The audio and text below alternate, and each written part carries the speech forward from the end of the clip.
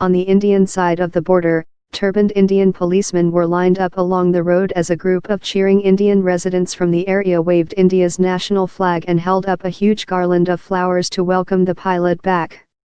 The expected handover comes against the backdrop of blistering cross-border attacks across the disputed Himalayan region of Kashmir that continued for a fourth straight day, even as the two nuclear-armed neighbors sought to defuse their most serious confrontation in 2 decades.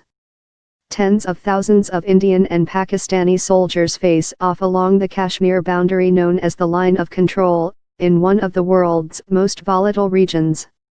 Since the escalation, world leaders have scrambled to head off an all-out war on the Asian subcontinent.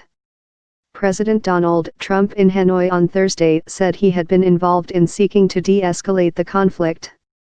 Khan, the Pakistani premier, told lawmakers on Thursday, "We are releasing the Indian pilot as a goodwill gesture tomorrow." But India made it clear that the latest escalation has changed its strategy and that going forward, it will strike, including inside Pakistan, if they get information of an attack in the planning.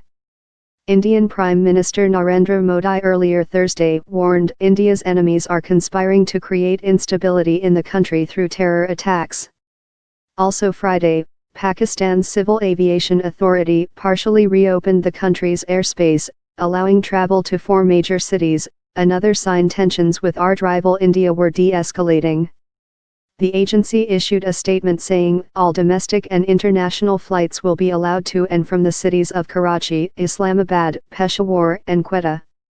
It said other airports, including the one located in the eastern city of Lahore that borders India, will remain closed until March 4. Residents of the Pakistani border town of Chakhatai reported heavy shelling overnight and Friday morning. More than 200 people had fled to a military-organized camp about 20 kilometers, 16 miles, away from the border. Police in the Indian-controlled Kashmir said 1 man was wounded and at least 2 civilian homes were damaged in the cross-border shelling. Kashmir has been divided but claimed in its entirety by both India and Pakistan since almost immediately after the two countries' creation in 1947. They have fought 3 wars, 2 directly over the disputed region.